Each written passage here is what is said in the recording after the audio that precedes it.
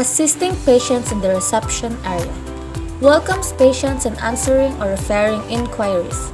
Optimizes patient satisfaction, provider time, and treatment room utilization by scheduling appointments. Comforts patients by anticipating patients' anxiety, answering patients' questions, and maintaining the reception area. Ensures availability of treatment information by filing and retrieving patients' records. Helps patients in distress by responding to emergencies. Protects patients' rights by maintaining confidentiality of medical, personal, and financial information. Maintains operation by following policies and procedures, reporting needed changes. Scheduling of appointments. In scheduling appointments, make sure to take down each scheduled patient's contact information. You'll need to be able to contact them to remind them of an upcoming appointment or reschedule their next booking. Make sure you ask for the person's phone number, email address, and mailing address when they first book their appointment. Maintains patient accounts by obtaining, recording, and updating personal and financial information. Organizing different medical files such as medical information, medical records, and medical history. Most of the time, this will be done by the Medical Records Department, also known as the Health Information Department. Usually, the record will be organized in terms of temporal sequence of events with the latest admission located at the front of the medical record. Here are the 5 steps on how to organize your medical information. Step 1. Locate and keep copies of medical records. Step 2. Organize medical history and current health information categorically and chronologically. Step 3. List all current and past medications and prescriptions. Step 4. Keep track of billing and insurance documents. Last, Step 5. Create a list of important contacts. Admitting process of the patients. Admission procedure. Patients are admitted to the concerned ward on the advice of the treating doctor. The ward is designated by the inquiry staff at the admission desk and entered in the case sheet. A minimum deposit amount is advised by the admission desk staff to be deposited at the account's cash counter. Steps on how to admit a patient. Step 1. Secure physician admitting order sheet or doctor's order or admission notice slip from emergency department. Step 2. Gather data and secure consent from the admission. Step 3. Verifies accomplished forms for completeness and accuracy of data. Step 4. Confirm room preference and coordinate with a nurse. Step 5. Assist patient to the room of choice. Step 6. Encode patient's data in general admission. Step 7. Provide information and explains hospital guidelines in admission. Step 8. Issues patient's rights and responsibilities handout, admission kit, and patient's wristband. Check-out process of the patient. Discharge procedure. Like medical coding, medical billing may seem large and complicated, but it's actually a process that comprises of only 8 steps. These steps include first, registration, second, establishment of financial responsibility for the visit, step 3, patient check-in and check-out, step 4, checking for coding and billing compliance, step 5, preparing and transmitting claims, step 6, monitoring payer adjudication, step 7, generating patient statements or bills, last, Step 8. Assigning patient payments and arranging collections. When you leave a hospital after treatment, you go through a process called discharge. A hospital will discharge you when you no longer need to receive inpatient care and can go home. Or a hospital will discharge you to send you to another type of facility. Most hospitals have discharge planner. This person helps coordinate the information and care you'll need after you leave. You'll need to understand your injury or illness. You'll need to know the next step to take. This may include taking medicine and caring for a bandage. Make sure you know who to contact if you have a question or a problem. The discharge planner and your healthcare provider will answer your questions. After you leave the hospital, you will need to make sure to take care of yourself as instructed. This will help ensure you don't need to go back into the hospital. When patients are discharged from the respective wards, the discharge paper is prepared in the ward and handed over to the patient. In paying cases, discharge is handed over to the party of the patient in ward after hospital dues are settled in account cash counter. Assisting patients in laboratory procedures. Medical assistants follow their protocols, which will explain in details how and when to prepare the patient. Assist patients with insurance forms and claims. Assist physicians and other providers with exams and procedure. Here are the equipments that the physician needs in getting the patient's vital signs. Interview and have a demonstration on how to get the vital signs. Vital signs are a group of the 4 to 6 most important medical signs that indicate the status of the body's vital function. These measurements are taken to help assess the general physical health of a person, gives clue to possible diseases, and show progress towards recovery.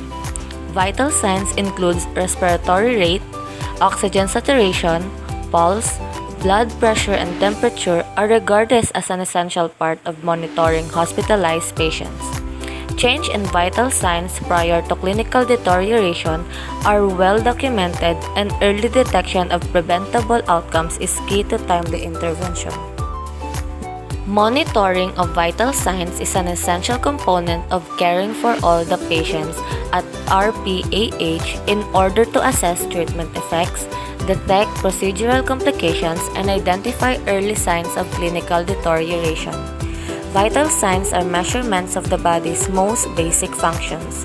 The 4 main vital signs routinely monitored by medical professionals and the healthcare providers include the following: body temperature, pulse rate, respiration rate or rate of breathing, blood pressure, although blood pressure is not considered as a vital sign but is often measured along with the vital signs. Vital signs are useful in detecting or monitoring medical problems.